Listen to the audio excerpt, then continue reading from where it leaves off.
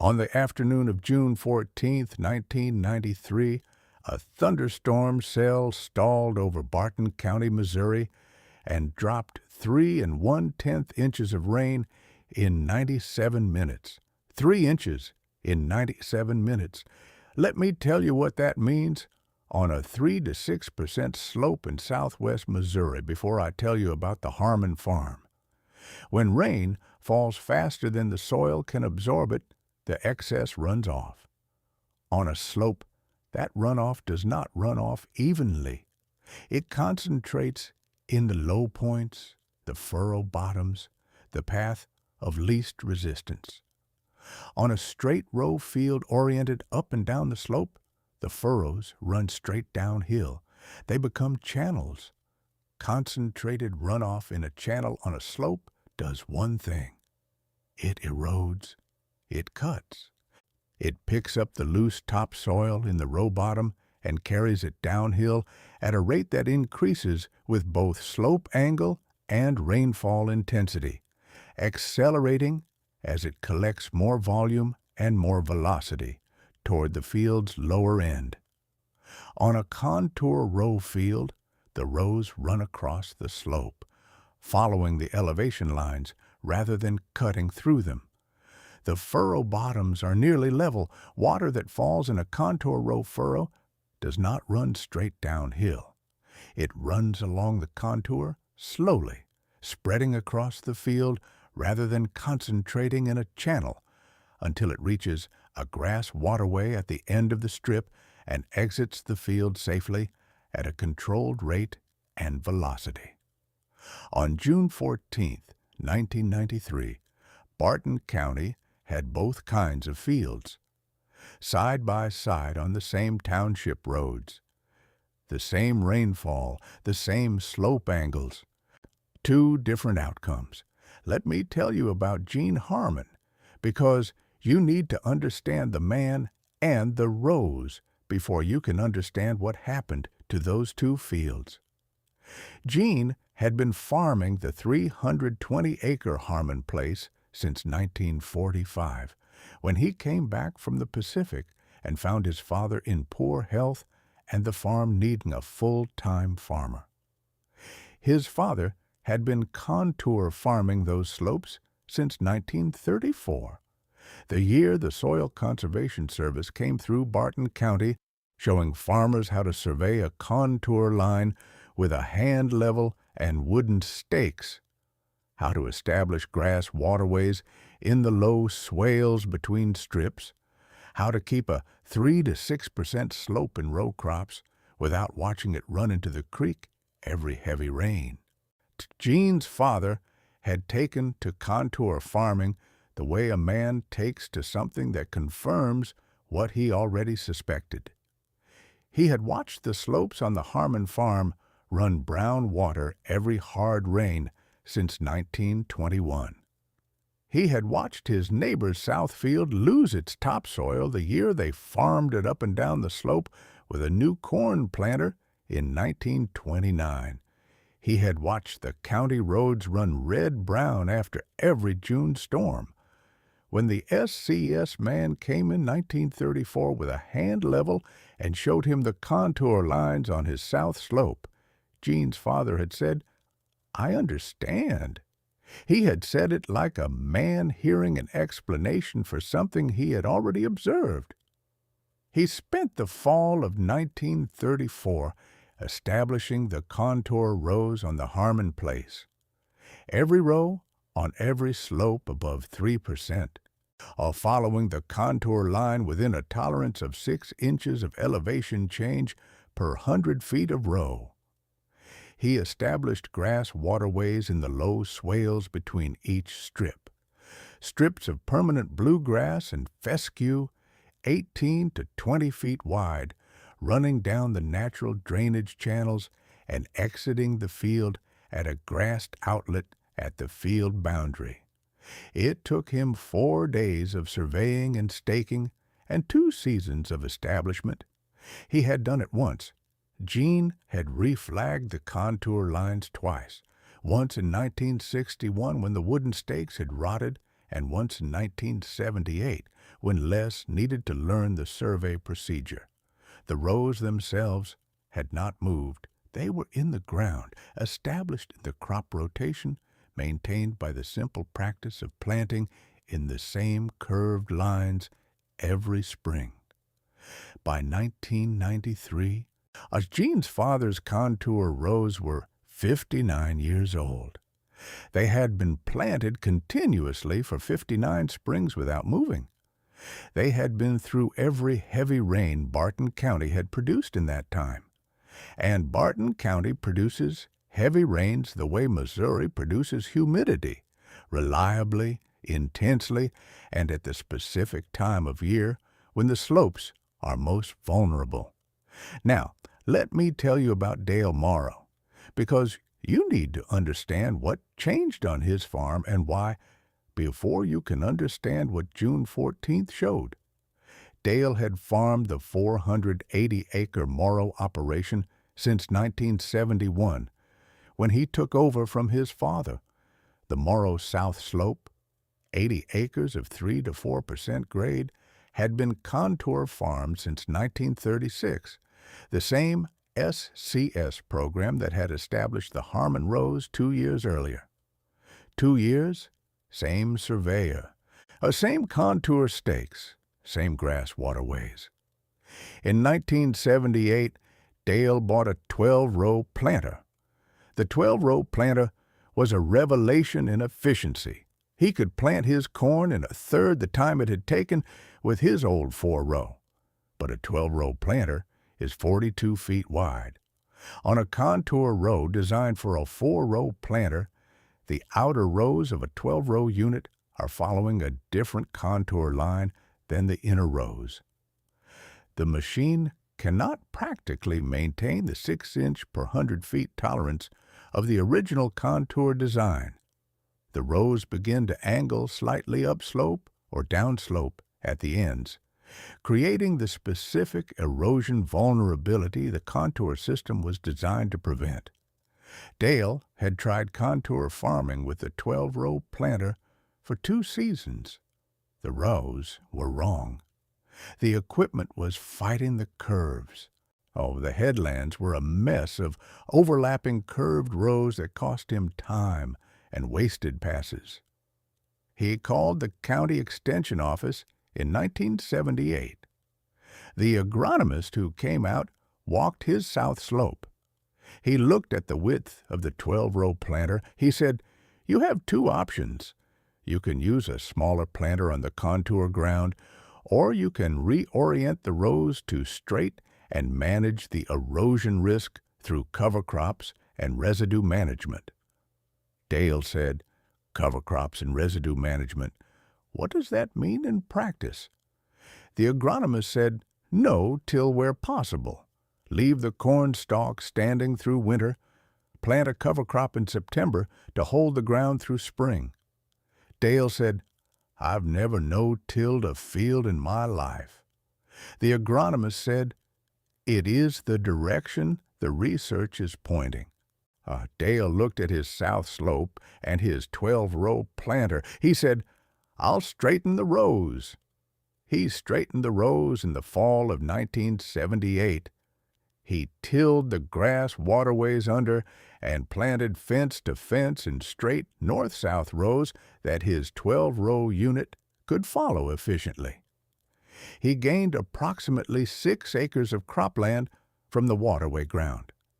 He increased his planting efficiency by 35% on the south slope, and for 12 years, between 1978 and 1990, the erosion was manageable. Not zero.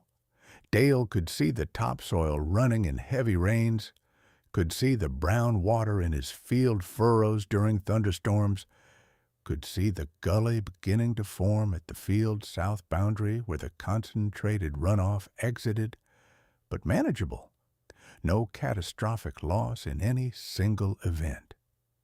Then 1990 came, and 1991 and 1992, the 3 consecutive years of above-average June rainfall. 3 consecutive years of the Morrow South Slope producing brown water in the county road ditch after every storm. 3 consecutive years of Dale walking his field after heavy rains and finding the topsoil thinner at the top of the slope and thicker at the bottom fence line where it had deposited. He had not quantified the loss. He knew it was happening. He had told himself, the way a man tells himself things he does not want to fully examine, that the residue management was working, that the loss was not as bad as it looked, that the soil was deep enough on that ground to absorb some loss. By the spring of 1993, Dale's soil test on the south slope was returning organic matter readings of 2.1%. Gene Harmon's south slope was returning 3.4%. The difference had been building since 1978. You cannot see organic matter percentage from the road. You can see it in the yield data, where Dale's south slope was averaging 8 to 12 bushels per acre, less than the same hybrid on Gene's contour ground across 3 drought years in the late 1980s. Dale had noted the yield differential. He had attributed it to other variables: different hybrid selection one year, different fertility time in another. He had not attributed it to what was actually happening, which was that his south slope was 15 years into losing the topsoil that produced yield. Then June 14th arrived. Let me tell you about the 97 minutes, because that is where the story that had been building for 15 years became visible from the road.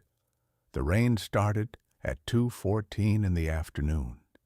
It came hard from the start, not a building storm, but a wall of water moving across Barton County at the speed of the thunderstorm cell driving it. In the first 15 minutes, an inch fell on every slope and field and road in the county. Les Harmon was at the machine shed when the rain started. He watched it for 10 minutes from under the shed overhang and then went inside. He knew what his ground would do. He had watched it do it 20 times.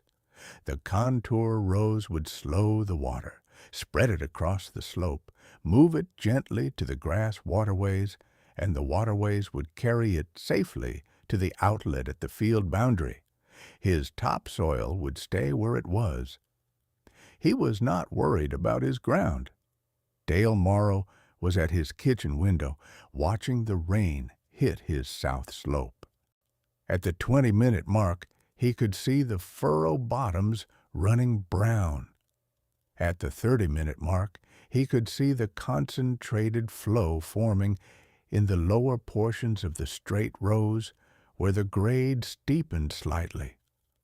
At the 45-minute mark, with still more than an inch to fall, the field's south boundary was running a brown sheet of water mixed with topsoil into the county road ditch. He put on his barn coat and drove to the field edge. He stood at the fence in the rain and watched. The straight furrows had become channels. The channels were cutting. Not dramatically. This was not gully erosion in the classic sense. It was sheet erosion on a large scale, the top quarter-inch of topsoil being carried in suspension in the runoff, exiting the field at the south fence, depositing in the ditch and the county road culvert. On 80 acres, at a quarter-inch of topsoil per event, that was approximately 230 tons of soil moving off the Morrow South Slope in 97 minutes. Dale stood at the fence in the rain. Across the county road and through the tree line, Gene Harmon's south slope was visible. The contour rows were not channels. They were running. You could see the water moving in the furrow bottoms, but moving along the contour, spreading across the slope, finding its way to the grass waterways and then to the outlet at the field corner. The waterways were running full but intact. The topsoil was not moving. Gene's ground was darker than Dale's ground, not from the rain. The rain was falling on both fields equally. It was darker because the topsoil on Gene's field after 59 years of contour farming was 4 inches deeper than the topsoil on Dale's field after 15 years of straight row erosion on a comparable slope. You could see it from the road in the rain. Gene was on his porch. He was 82 years old. He watched the rain from under the porch roof. He had watched enough rains on his ground that watching the contour rows work was not a moment of vindication for him. It was just the rain doing what rain did and his ground doing what his ground did. The same interaction he had watched for 40 years. It was Les who drove to the field edge after the rain. He parked on the county road and looked at both slopes. He looked at his south slope, the contour rows still intact, the grass waterways running clean, the topsoil dark and in place. He looked at Dale's south slope across the road, the furrows cut, the waterways gone, the brown stain in the ditch still running, though the rain had stopped. Then Dale pulled up. He parked behind Les's truck. He got out. He stood at the road edge looking at his field. The two men stood for a moment without talking. Les said, "You lost some ground today." Dale said, "I know." He looked at his field and then at Les's field. He said, "How much do you figure?" Les said, "1/4 inch across the 80, maybe more at the lower end where the grade steepens." He looked at Dale. "That is close to 200 tons. Dale looked at the ditch. The brown sediment was still settling in the standing water at the culvert. He said, "Your father's contour rows." Les said, "My grandfather's." Dad reflagged them, but Granddad set them. Dale said, 1934. Les said, 34. Dale looked at his own field. Till he said, "I straightened mine in 78. Les said, "I know." Dale said, "The 12-row planter wouldn't follow the curves." Les said, "I know that too." Dale was quiet for a moment. He said, "What did you tell the men who asked you to straighten yours?" Les looked at his field. He said, "I told them I'd get a different planter before I'd change the rows." Dale nodded. He looked at the ditch. He said, "My father's rows were set in 36, 2 years after yours." He paused. "I tilled them under for 6 more acres and better equipment efficiency." He paused again. "I don't think I got the better of that trade." He drove home. He called the county extension office the following Monday. He asked about contour row reestablishment on an 80-acre slope. The agronomist who came out that Thursday was a different man than the one who had told him to straighten the rows in 1978. He walked the south slope. He looked at the soil profile at the bottom fence where the deposited sediment had formed a visible apron. He said, "How long have you been straight row farming this slope?" Dale said, 15 years.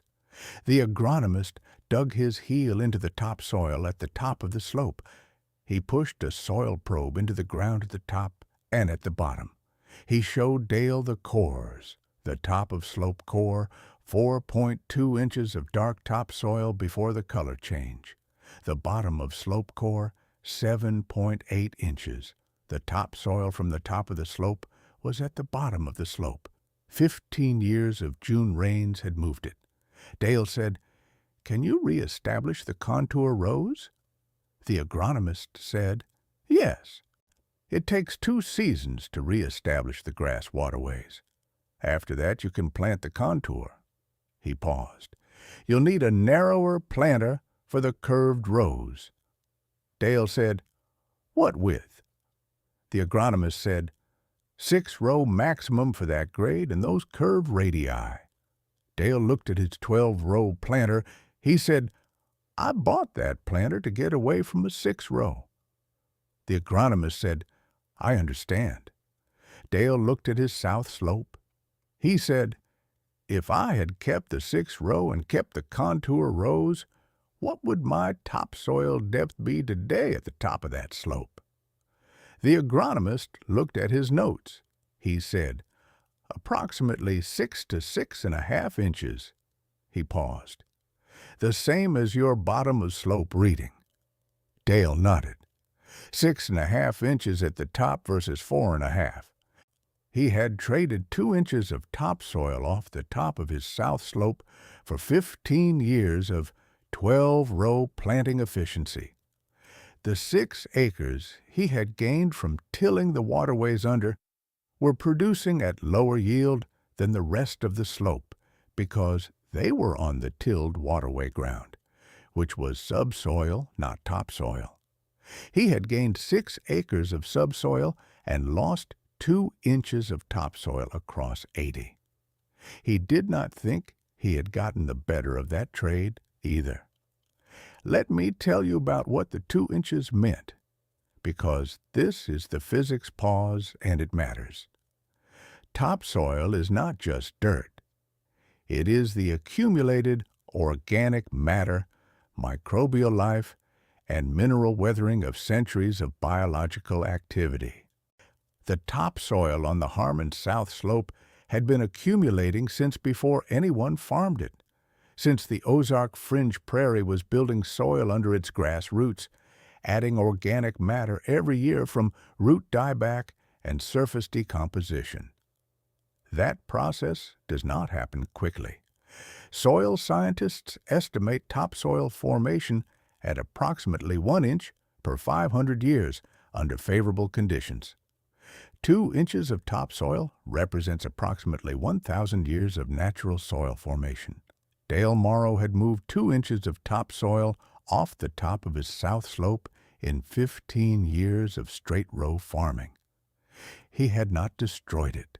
It was at the bottom of the slope, or in the county road ditch, or in the creek that ran below the county road, but it was not where the crop roots needed it.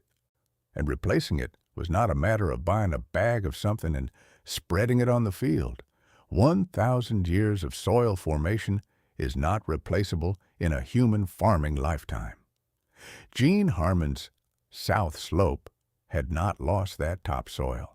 The contour rows had held it. 59 years of heavy Missouri rains, and the topsoil was where Gene's father had found it in 1934 when he surveyed the first contour line. If you want to know what Les Harmon said when Dale asked him about the contour reestablishment process and what Gene said from the porch when he heard about the conversation, subscribe to The Honest Farmer. Tell me in the comments where you are watching from. Tell me if your family farmed contour or straight row on sloping ground. Tell me which one you grew up watching. Liz helped Dale reestablish the contour rows on the Morrow south slope over the following 2 seasons. He loaned him the hand level his grandfather had used in 1934. He helped stake the contour lines on a September Saturday. Dale's son, Kevin, 19 years old that fall, drove the stakes while Dale and Les ran the level. Dale sold the 12-row planter in the spring of 1995. He bought a 6-row. He planted his first contour crop on the south slope in April of 1995. The first contour crop on that ground since 1977. The rows curved the way his father's rows had curved before Dale had straightened them. Kevin drove the planter. He was 21. He had never planted a contour row before. At the end of the first pass, he stopped the tractor and looked back at the curved row behind him. He had spent his whole farming life looking at straight rows going fence to fence. The curved row looked wrong to him, the way anything looks wrong when it is different from what you grew up with. He drove to the end and started the next pass. By noon, he had the rhythm of it. By evening, the south slope was planted in contour rows for the first time in 17 years, and Kevin had stopped thinking about how the rows looked and was thinking about whether his headland turns needed adjustment. Gene watched from his truck at the field edge. He was 84. His son Les was there. They watched Dale's field get planted in contour rows on a Thursday afternoon in April. Gene said, "Your grandfather set these rows in 34. Les said his grandfather set his rows in 36. Gene looked at the field. He said it took 60 years to get back to where they started. He looked at the curved rows going across the slope in the April light. He said, "The ground does not care how long it took. It only cares that the rows are right." That is what he said. Subscribe to The Honest Farmer for more stories like this one. Stories of the farming practices that protect what takes 500 years to build, and that a straight row planter and one bad June afternoon can begin to remove. Of the fathers and grandfathers who set contour stakes in the 1930s, and the sons and grandsons who kept them. Of the fields that showed their difference in the first hour of a hard rain. Hit the bell so you do not miss the next one. Tell me in the comments, did your family farm on the contour? Is the ground your grandfather farmed still as deep as it was? Gene Harmon's South Slope has 59 years of contour farming behind it, and the topsoil is where his father found it in 1934. Dale Morrow's South Slope has been back on the contour since 1995 and is rebuilding. Slowly, the way topsoil rebuilds, which is slowly, and on a schedule that does not match the accounting year or the equipment cycle or the crop plan. It matches the rain schedule, and in Barton County, Missouri, the rain comes hard and fast in June. It has been coming that way since before anyone farmed these slopes. The rows that curve with the ground are the rows that hold. Gene's father knew this in 1934. His son knew it in 1952. His grandson knew it in 1993. The knowing passed from the man with the hand level and the wooden stakes to the man on the tractor to the man watching from the porch. And none of them had to explain it to the next one because the June rains did the explaining on a regular schedule. It rained in Barton County again in June of 1994, and in 1995, and every June since. On the Harmon South Slope, the contour rows held. They always do.